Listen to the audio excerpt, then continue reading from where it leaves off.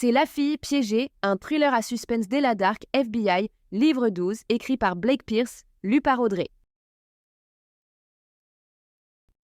Prologue.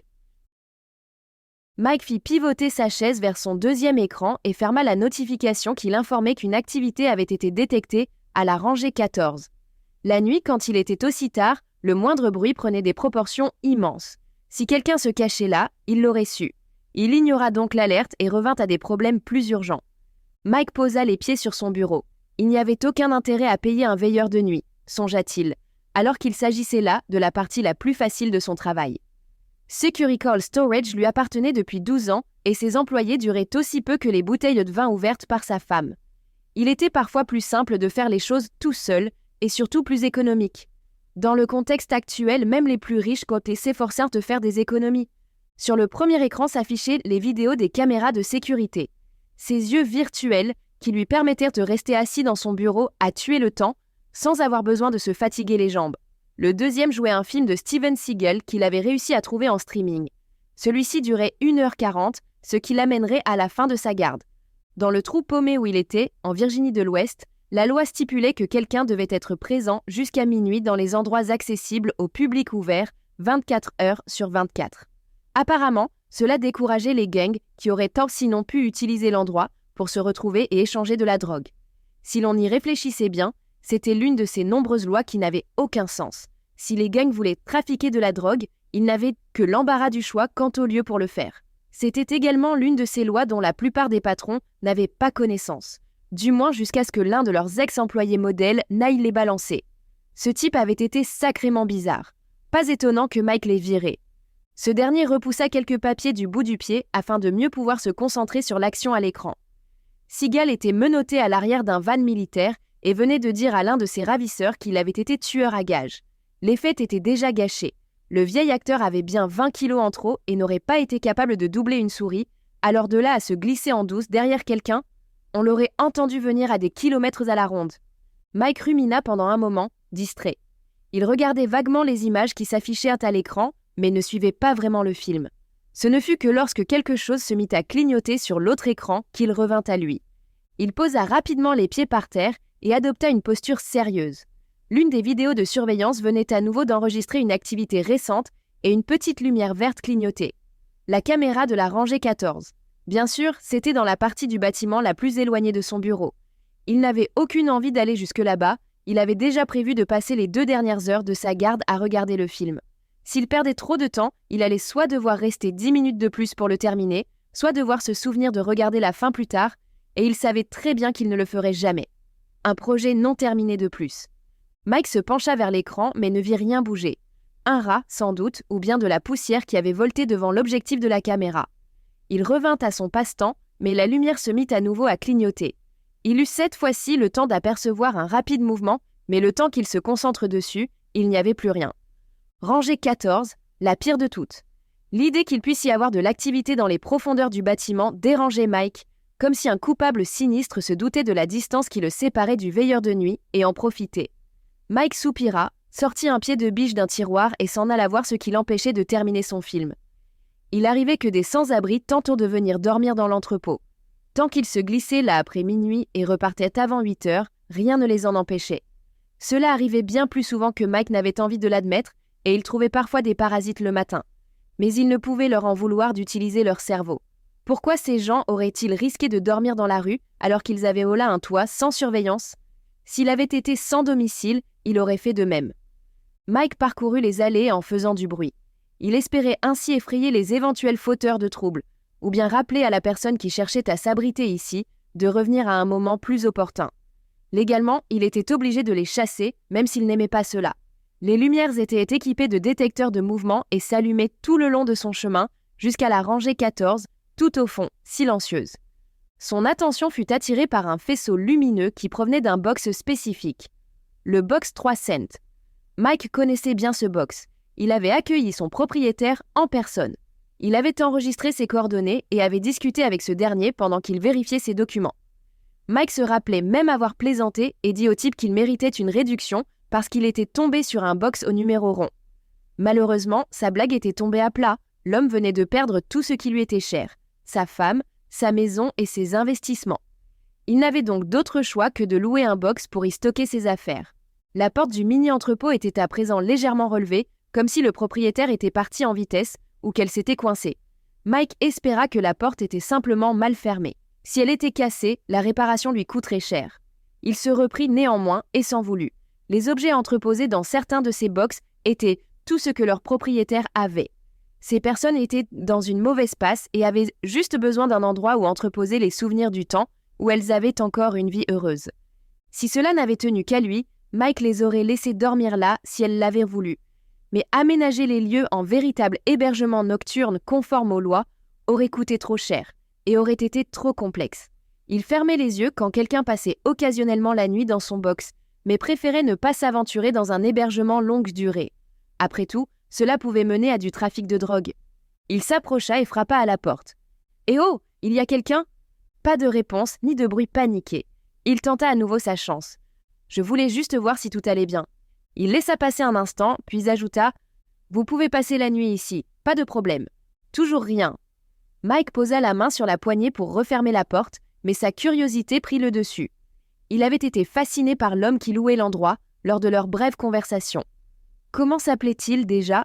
Un nom basique, très commun, comme si une intelligence artificielle avait voulu créer un être ordinaire. David. Voilà, c'était ça. Impossible de se souvenir de son nom de famille, en revanche. Apparemment, David avait pris de mauvaises décisions et avait perdu tout son argent dans des opérations un peu douteuses. Mike avait trouvé bizarre qu'un inconnu lui raconte ainsi toute son histoire tragique, mais l'homme était sans doute assoiffé du moindre contact humain. C'était sûrement le genre de type qui investissait afin de pouvoir ensuite impressionner les autres avec ses histoires, mais se retrouvait en fait à raconter quelque chose de bien différent.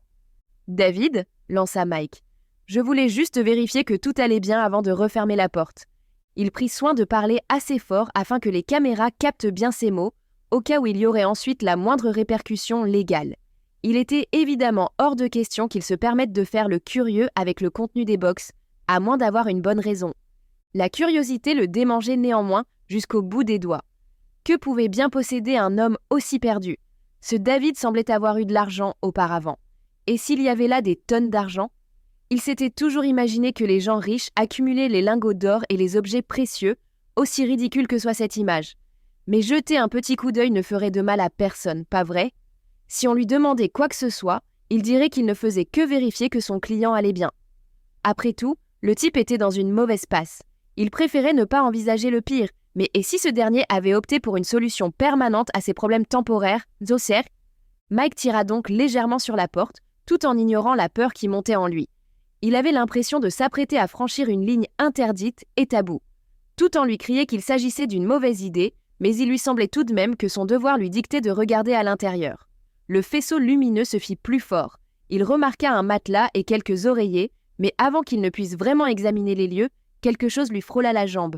« Ah bon Dieu !» hurla Mike en trébuchant en arrière, terrifié. Il baissa les yeux.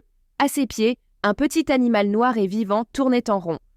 Pas une main humaine, ainsi que son instinct le lui avait soufflé, juste un rat. « Maudit animal !» maugréa-t-il lorsqu'il eut repris son souffle. Il avait déjà vu 1 million de rongeurs au cours de sa vie, alors pourquoi était-il encore choqué quand il en apercevait un de plus ? Il réussissait en général à se faufiler par la rivière qui longeait l'arrière du bâtiment, puis par le système de canalisation et se nichait ensuite dans les boxes les moins fréquentés. Il tenait sans doute son coupable, réalisa-t-il, riant de son effroi. Les caméras avaient dû détecter ce petit intrus, mais lui n'avait pas pu l'apercevoir sur l'écran de surveillance. « Quelle perte de temps !» marmonna Mike. Il releva légèrement la porte afin de prendre de l'élan pour bien la refermer et la verrouiller d'un seul mouvement. Lorsque le battant fut au niveau de ses yeux, Mike se figea. Son énergie le quitta. Il fixait le contenu du box, illuminé par l'ampoule qui diffusait sa lumière dorée. De vieux meubles, un climatiseur, des piles de livres, une guitare. Et David, l'homme qui lui avait raconté ses malheurs et avait promis de ne pas faire de bruit si jamais il devait passer la nuit sur place. L'homme qui, les larmes aux yeux, lui avait tendu une liasse de billets pour payer la location pendant 1 an. L'homme pour qui Mike avait éprouvé de la compassion et s'était demandé comment un homme fortuné pouvait en être réduit à un tel désespoir. David était là, sous ses yeux, en chair et en os, vêtu d'une vieille veste de costume et d'un t-shirt noir. Agenouillé dans une flaque de sang, coude appuyé sur une chaise en bois, mains entrecroisées comme s'il priait. Mike porta la main à sa bouche, mais cria tout de même. Les caméras n'eurent aucun mal à enregistrer son hurlement. Chapitre 1. L'appartement d'Ella Dark avait été décimé par les flammes 2 mois auparavant. Les travaux avaient réussi à rendre l'endroit de nouveau habitable, mais de la suie flottait encore dans l'air et lui rappelait ce qui s'était passé. Ella voyait cela comme un souvenir de l'incendie, certes, mais surtout comme un rappel. Ces batailles lui avaient certes laissé des cicatrices, mais elle en était sortie gagnante. Elle fixait pour l'instant le tableau vide qu'offrait le mur de son salon, fraîchement repeint, mais qui portait encore les marques de l'incendie dessous. Son propriétaire lui avait assuré qu'avec quelques couches de peinture supplémentaires, il reviendrait à la normale. Ella distinguait clairement un rectangle calciné, aux diverses nuances de noir, au centre duquel elle apercevait un vague cercle qui semblait tourner et se mouvoir, l'invitait à y plonger. Peut-être un passage vers une autre dimension. Un monde de mort et de désespoir, où le sang inondait les rues et où les victimes de meurtre revivaient sans cesse leur assassinat. Un monde primitif, où des têtes tranchées étaient disposées sur des grillages et où des sectes ésotériques vénéraient des créatures géantes et sans visage.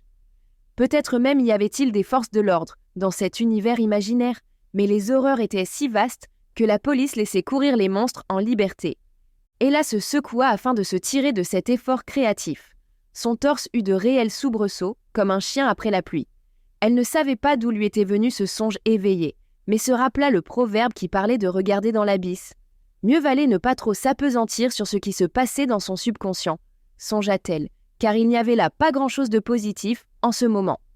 Elle se concentra sur ses affaires, qu'elle s'efforçait de trier afin de voir ce qui était réparable. La plupart étaient trop abîmées et allaient devoir être jetées. Ella avait les bases d'un espace habitable à présent, mais les meubles, les accessoires de cuisine et les portes qui ne fuyaient pas dès qu'il pleuvait ne suffisaient pas. Elle avait besoin des petites choses, ses livres, ses souvenirs et ses photos encadrées. Elle ne pouvait cependant s'empêcher de revenir sans cesse aux 4 objets étalés sur la table du salon. Une semaine auparavant, elle avait lutté contre un tueur en série que la presse avait surnommé « le maître des clés ». Pas le surnom le plus imaginatif, mais il était approprié, puisqu'il s'était avéré que l'assassin était serrurier. Lors de son ultime affrontement avec ce monstre, tous deux avaient détruit tout ce qui se trouvait dans l'ancien immeuble de son père. Du sang avait été versé, d'anciennes reliques avaient été détruites, de nouvelles avaient été déterrées. Ella avait découvert une boîte verrouillée, rouillée, dissimulée dans un compartiment secret d'un meuble que son père avait adoré. Elle l'avait donc amené à un de ses amis serruriers afin qu'il la déverrouille. Son contenu l'avait grandement surprise. Dans ses théories les plus folles, elle avait imaginé trouver là une lettre de son père à une ancienne amante, ou bien des photos d'enfance, ou alors une boucle de ses cheveux d'enfant, ou un objet ayant appartenu à sa mère. Mais non, rien de ce genre. À l'intérieur, elle avait découvert une boîte d'allumettes, un briquet, un cigare et un petit sachet de tabac. Pendant une semaine, elle s'était interrogée au sujet de ces objets, comme si ceux-ci détenaient le secret de la mort mystérieuse de son père. En 1995, alors qu'elle n'était qu'une naïve fillette de 5 ans, elle l'avait trouvé mort dans son lit. Elle se repassait la scène tous les soirs et les détails différaient à chaque fois. Son père était parfois habillé, parfois non. Elle apercevait parfois du sang ou bien une lame luisante au sol. Ces dernières années, elle s'était même mise à voir une silhouette qui rôdait sur le palier lorsque le moment venait hanter ses rêves. Ella savait qu'elle ne réussirait jamais à distinguer les souvenirs refoulés des ajouts de son imagination. Même les psychologues les plus investis ne pouvaient exhumer les vrais détails de son subconscient, car ces derniers s'étaient continuellement transformés au fil du temps, comme si sa mémoire jouait toute seule au jeu des 7 différences. La seule preuve solide dont elle disposait, c'était le rapport d'autopsie, qui avait conclu que son père était mort d'un arrêt cardio-respiratoire, ce qui signifiait juste que son cœur avait cessé de battre de manière inattendue. Ella devait bien admettre qu'il n'y avait là rien qui laissât soupçonner un meurtre, mais son père avait alors 35 ans et était aussi en forme qu'un sportif, au moment de sa mort. Les gens aussi jeunes, en bonne santé, ne mouraient pas ainsi d'un coup. Surtout quand, au cours de leurs derniers mois, on découvrait de nombreuses choses de suspectes. Ken avait régulièrement retiré de gros montants de son compte en banque et s'était retrouvé ruiné peu avant sa mort. D'après ce qu'Ella en savait, il n'avait pas eu d'habitude ou activité onéreuse. La plupart de ses affaires n'avaient pas été touchées. Avec ses années d'expérience en tant qu'enquêtrice, Ella avait appris à reconnaître une personne accro à la drogue et rien chez son père ne laissait entendre que c'était le cas. Alors où son argent s'envolait-il ainsi ? Encore plus étrange, Ken avait contracté un emprunt de 35 000 $ quelques mois seulement avant sa mort. Le groupe auquel il avait emprunté cette somme était tristement célèbre pour ses liens avec la mafia. Le groupe du Diamant Rouge. Ses membres géraient des salles de paris illégales et de la vente d'alcool dans l'État de Virginie. Et, lorsqu'on parlait d'eux, il était également souvent question de meurtre. Si quelqu'un était assassiné en Virginie, dans des circonstances douteuses, leur nom n'était jamais bien loin. Sur le reçu de son emprunt, Ella avait découvert les initiales Obrea. Après enquête, elle avait déniché un membre des Diamants nommé Owen William Angel. Ce dernier avait été inculpé de meurtre en 2002. Il était malheureusement impossible de mettre la main sur lui, à présent, mais Ripley, la partenaire d'Ella, avait appris quelque chose d'importance capitale. Il était encore en vie, quelque part dans le pays. Il n'avait pas d'adresse connue, sans doute afin d'empêcher les forces de l'ordre de le retrouver. Ella joua avec la boîte d'allumettes, encore pleine. Pas une seule n'avait été utilisée. Les autres objets ne paraissaient pas non plus avoir été touchés. Le tabac était scellé, le cigare encore enveloppé de cellophane, le briquet encore empli de liquide. Il ressemblait plus à des souvenirs qu'à des choses pratiques. De minuscules trophées, jamais destinés à être touchés, ni utilisés, ni même admirés, vu l'endroit où elle les avait découverts. Mais que pouvaient-ils bien signifier, bon sang ? Le briquet n'avait rien de spécial. En plastique vert, son père aurait pu l'acheter n'importe où. Le tabac était de la marque Winston et le cigare fabriqué par une entreprise nommée Darjean. Ella n'avait jamais entendu parler d'aucune des deux et n'avait même jamais vu quoi que ce soit à ces noms dans les magasins où elle faisait ses courses. Sans doute des marques des années 90 qui n'existaient plus. La boîte d'allumettes était différente cependant. Il n'y avait aucun nom de marque dessus, mais celui d'un bar, la Taverne du Cheval Noir. Elle ne connaissait pas l'endroit et avait fini par se dire que mieux valait ne pas s'y intéresser de trop près, car ces objets n'avaient sans doute aucune vraie signification, même si cette idée lui déplaisait au plus haut point. D'après ce qu'elle savait, son père ne fumait même pas, alors ces choses relevaient sans doute d'un bête secret sordide. Ou alors il avait fumé avant sa naissance et avait mis ses objets sous clé en un geste symbolique quand il avait arrêté. Beaucoup de questions sans réponse, et Ella craignait de se heurter à un nouveau mur. Les échecs étaient encore plus douloureux après une lueur d'espoir. Elle n'était pas sûre de pouvoir supporter une nouvelle déconvenue. Elle n'avait fait que se heurter à un obstacle après l'autre, jusqu'ici.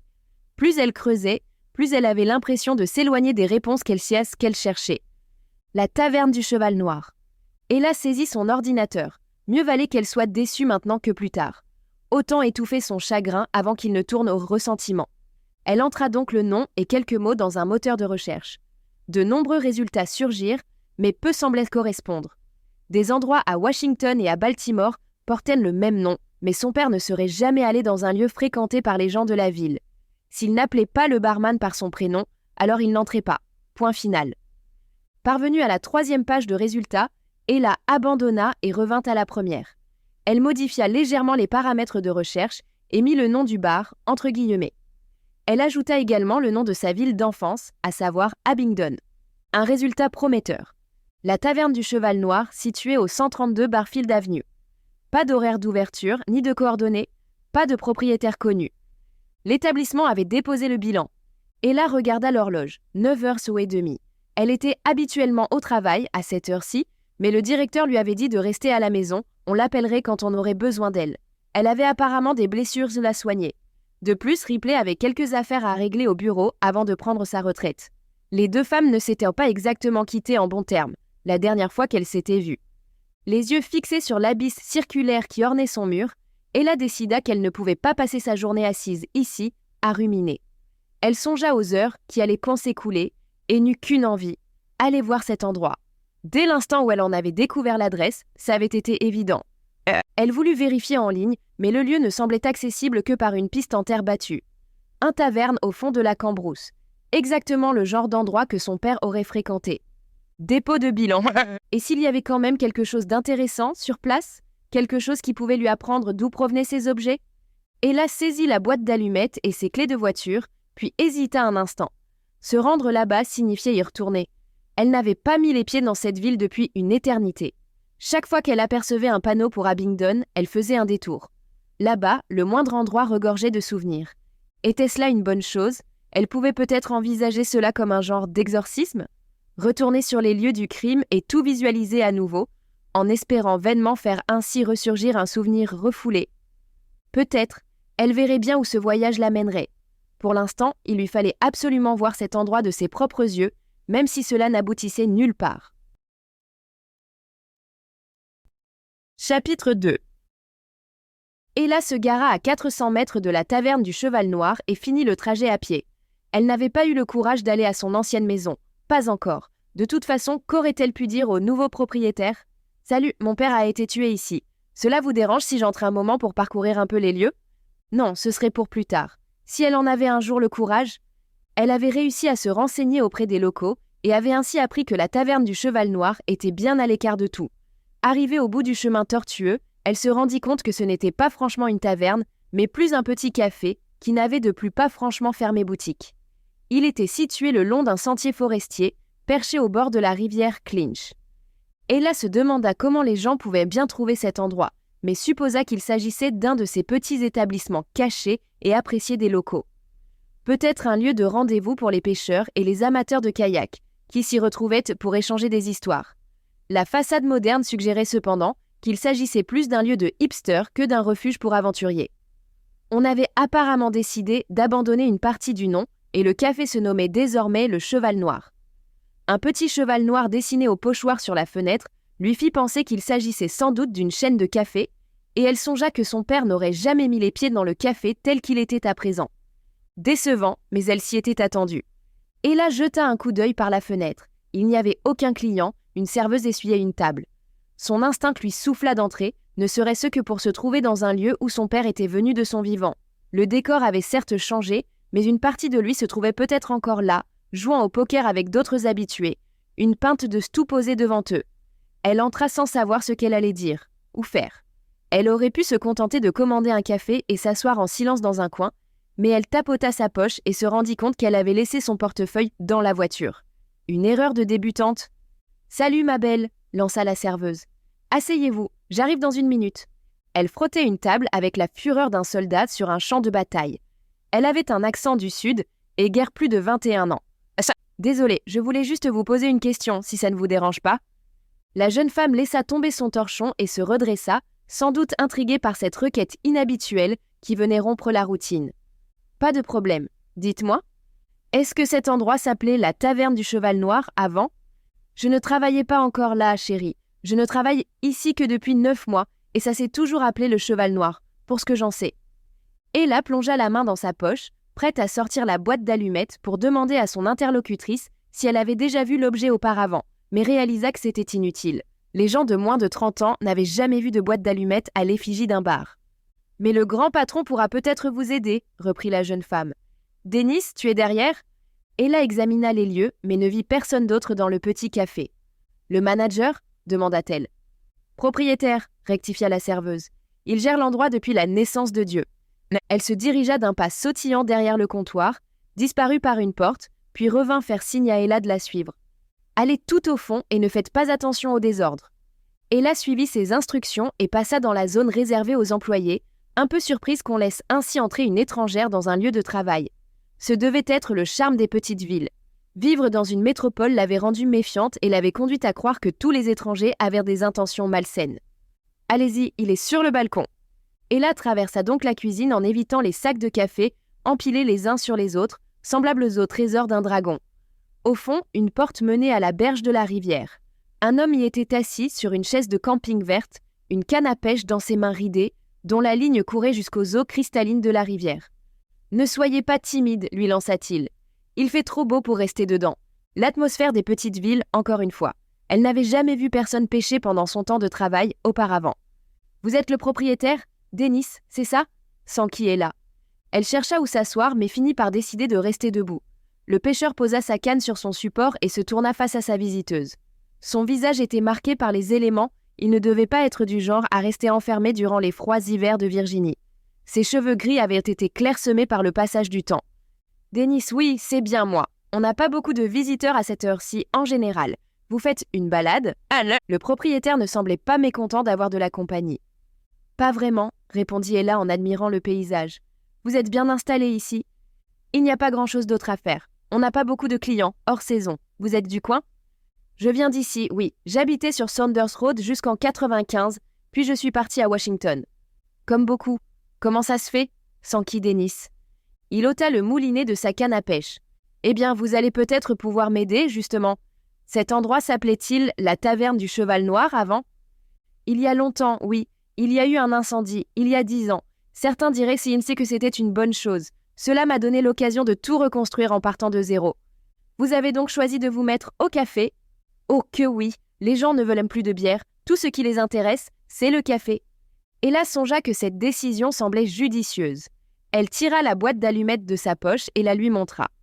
Cela vous rappelle-t-il quelque chose ? Dennis recula, comme si Ella avait détourné la lumière du soleil et la lui avait lancée en pleine figure. Dennis attrapa l'objet et le leva devant ses yeux. « Ah ça, mon Dieu, je n'avais pas vu un de ces machins depuis 25 ans. »« Vous reconnaissez la boîte ?» s'étonna Ella. Elle ne savait pas encore si l'homme allait pouvoir l'aider, mais n'en était pas moins enthousiasmée. Bien sûr, on les avait fait fabriquer en 93 environ pour se faire de la publicité. Au final, on n'en avait commandé que 20, à peu près. 20 boîtes, dont l'une appartenait à son père. Ella choisit de ne pas prononcer son nom pour voir si Dennis allait lui en parler de lui-même. Après tout, ils avaient pu être amis et elle risquait de dénicher une piste. « Aviez-vous choisi à qui vous les donniez ?»« Ouais, des fumeurs, des plaisantins, mes meilleurs clients, ceux qui venaient souvent. Comment avez-vous mis la main dessus ?» voulut-il savoir en lui rendant la boîte. « Via l'un de vos meilleurs clients, j'imagine. Vous rappelez-vous certains d'eux ?» La ligne de Dennis commença à défiler. Il saisit la canne et rattacha le moulinet. Il se mit alors à lutter avec la créature aquatique qui était accrochée au bout. Franchement, ce serait mentir que de répondre oui. Je me souviens d'un certain Spencer et d'un Jesse, un type surnommé Horloge parce qu'il avait un bras plus long que l'autre. Dennis raffermit sa prise sur sa canne, l'animal à l'autre bout semblait tirer vers les profondeurs.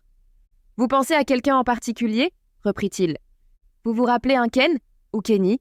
Le surnom faisait encore sourire Ella, qui se souvint soudain de son ancien petit ami, Ben, surnommé Torche Olympique par ses amis parce qu'il ne s'éteignait jamais.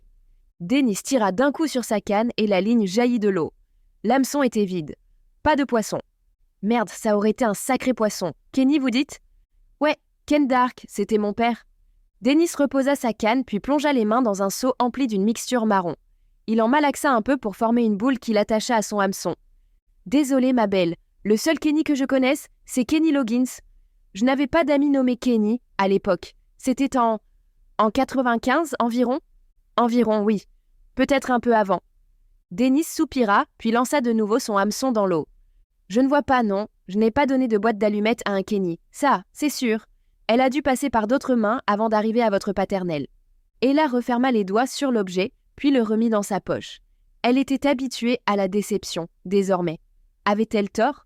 Avait-elle tant attendu que l'affaire était devenue impossible à résoudre ?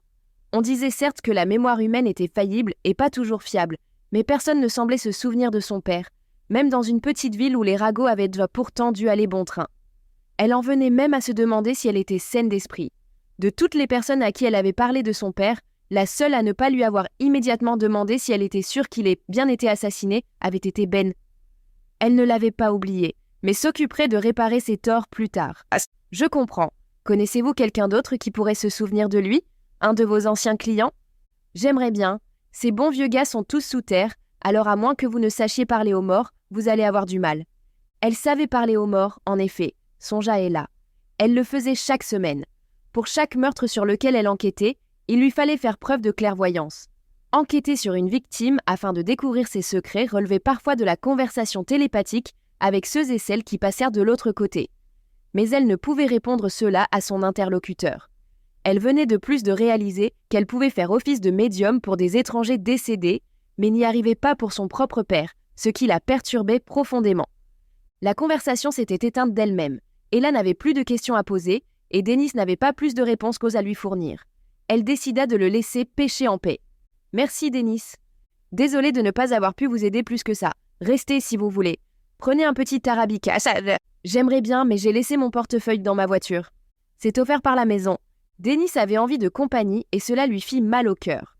Elle ne put s'empêcher de se demander si son père aurait été pareil, s'il n'avait pas été si cruellement arraché à la vie avant d'atteindre cet âge-là. Serait-il lui aussi assis sur son porche, à inviter des étrangers à s'asseoir à ses côtés afin d'égayer ses journées ? Cela me ferait plaisir, mais je dois y aller. Je pourrais revenir un de ces jours, avec de l'argent, cette fois-ci. Ça marche, je vous attendrai. Ella lui dit au revoir, puis se dirigea vers la porte. Une autre impasse. Elle n'en savait toujours pas plus sur la signification de ces objets qui avaient été en possession de son père. Son absence de progrès avait néanmoins fait grimper son adrénaline et elle désirait à présent gérer le problème suivant sur sa liste. Cette petite aventure avait suffi à lui insuffler le courage nécessaire. Elle n'avait aucun mal à faire face à des tueurs en série de manière régulière, mais s'occuper de ses problèmes personnels relevait d'une forme de courage différente. Avant de rentrer chez elle, elle devait aller présenter ses excuses à quelqu'un. Ella s'apprêtait à frapper chez Ben, mais posa la main sur la porte. Elle aurait tant aimé qu'il soit de l'autre côté du battant, en train de la regarder par le Judas, espérant qu'elle frappe afin qu'il puisse rallumer la flamme de leur ancienne histoire.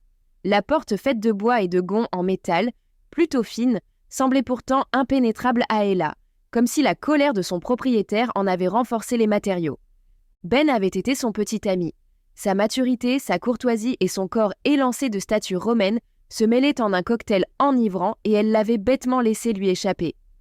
Au cours de leur courte relation, il s'était toujours comporté en gentleman, malgré toutes les fois où Ella devait s'absenter pour une durée indéterminée afin de s'aventurer en terrain miné pour ses enquêtes. Ben comprenait les besoins de son travail, contrairement à la plupart de ses anciens amants, car il n'avait aucun mal à voir les choses d'un point de vue différent du sien. Il n'avait pas la moindre trace d'égoïsme en lui. Une âme sage dans le corps d'un homme de 28 ans. Ella l'avait même exposé au danger de son travail, et Ben avait lutté contre son ennemi, juré avec elle, risquant la mort à plusieurs reprises, sans jamais se plaindre. En réalité, elle ne méritait pas un tel homme. Ben avait toutes les raisons du monde de vouloir s'éloigner d'elle, mais il avait pourtant supporté de nombreuses batailles, avait frôlé la mort et en était sorti encore plus fort. Le sang versé et une myriade d'autres choses bien plus intimes les avaient liés, mais Ella s'était laissée aveugler par son instinct et avait eu tort de l'écouter. Dans un moment de faiblesse, elle avait bêtement entré le nom de Ben dans la base de données du FBI et était tombée sur un dossier à son nom. Le nom de l'homme qui lui avait promis n'avoir aucun secret. Ella s'était d'abord refusée à le lire, par respect, mais sa curiosité avait fini par prendre le dessus et elle avait alors découvert que Ben avait été suspect dans une affaire de meurtre qui remontait à 5 ans. Sa petite amie de l'époque avait été découverte étranglée et il avait été le dernier à l'avoir vue vivante. Les preuves, ou du moins le manque de preuves, lui avaient été favorables et il avait été lavé de tout soupçon. Mia Ripley, la partenaire d'Ella, était la seule autre personne à avoir connaissance de l'affaire. Elle avait enjoint à Ella de laisser tomber, de cesser de tout réanalyser et de croire les indices. Les forces de l'ordre l'avaient déclarée non coupable et c'était suffisant. Malheureusement, Ella s'était entêtée, n'avait pensé à rien d'autre pendant un mois et était parvenue à se convaincre que Ben était un tueur au sang-froid. Lorsqu'elle avait voulu le mettre face à ce qu'elle avait découvert, une semaine auparavant, elle s'était retrouvée devant la même chose qu'à présent, une porte close. Ses appels avaient été ignorés, ses messages laissés sans réponse. Ben s'était complètement isolé d'elle, croyant que son ex-petite amie pensait qu'il avait tué quelqu'un. Connaissant Ben, Ella se doutait que cela avait suffi à le ronger et à le miner. Or, toute histoire avait au moins 2 perspectives, et après réflexion, elle avait réalisé qu'elle se devait d'écouter la version de Ben. Lui devait-il une explication? Absolument pas. Lui en devait-elle une? Oh que oui. Réunissant enfin son courage, elle frappa à la porte et attendit pendant une éternité. Quelqu'un se fit entendre de l'autre côté, des pas se rapprochèrent. Elle perçut sa présence de l'autre côté du battant en bois. L'aura chaude et réconfortante qu'il dégageait. Il était là, il l'observait par le Judas, prenait une décision. « Laisse-moi tranquille », finit par maugréer sa voix. Une nouvelle déception, mais la réaction de Ben était compréhensible. « Je suis désolée », lança-t-elle. « Parle-moi s'il te plaît. » Silence, puis « Je n'ai pas très envie d'être traitée de meurtrier. Non merci. »« Ce n'est pas ce que je pense, j'avais tort. Allez, s'il lui fallait ramper, alors elle le ferait. »« Je t'en prie Ben, ce n'est pas ce que je voulais dire.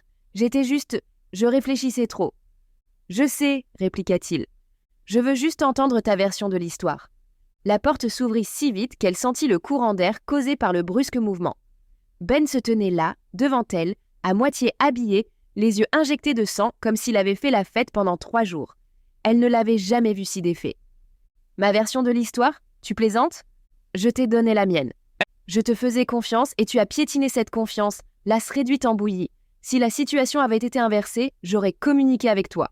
Je n'aurais pas tout gardé pour moi jusqu'à t'exploser à la figure. » Une réaction instinctive se propagea en elle. semant le chaos depuis sa tête jusqu'à son estomac. Même si Ben lui dissimulait un sombre secret, elle voulait l'entendre de sa bouche.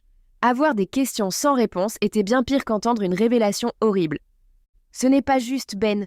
Le jeune homme épuisé s'affala contre le mur, l'image même du désespoir. Juste, ne viens pas me parler de ce qui est juste. J'ai tout fait pour toi. J'ai traversé des champs de combat avec toi, et tu viens m'accuser de ne pas être juste? Ces mots pénétrèrent droit en elle, comme une injection de réalité pure et dure qui se serait directement répandue dans ses veines. Il tenait un excellent argument. Tu as raison, reconnut Ella. Elle était en train d'aligner les mots dans sa tête afin de les prononcer correctement, sachant qu'elle se retrouverait à nouveau sous peu face à une porte fermée, mais avant même qu'elle ne puisse parler, son portable se mit à sonner dans sa poche. « Tu devrais décrocher, fit Ben. Ella laissa l'appel sans réponse. Un message arriva ensuite. « Je m'en fiche, je veux s'arranger les choses avec toi, pourrions-nous… » « Je suis vraiment désolée, Ella, mais je ne peux pas recommencer ainsi. Je ne peux pas le supporter. » Ben laissa son commentaire flotter dans l'air, puis reprit « Réponds à ton portable. Il y a d'autres gens qui ont bien plus besoin de toi que moi. » Sur ce, il disparut, la laissant face au battant de bois. Elle l'entendit verrouiller la porte, puis se retirer dans les profondeurs de son appartement. Elle tenait sa réponse. L'une des rares lueurs de sa vie venait de s'éteindre. Elle recula. Elle n'avait qu'une envie, continuer à faire tous les efforts nécessaires pour essayer d'avoir une conversation sensée avec cet homme, mais il avait pris sa décision et toute tentative supplémentaire de sa part relèverait du harcèlement. Son portable vibra à nouveau. Elle le sortit de sa poche. Un appel manqué du bureau et un texto de Ripley. Elle s'était quittée en mauvais termes une semaine auparavant, mais Ella espérait que cette pause leur… Nous espérons que vous avez apprécié cet aperçu. Pour continuer à écouter ce livre audio sur Google Play Livres, utilisez le lien dans la description de la vidéo.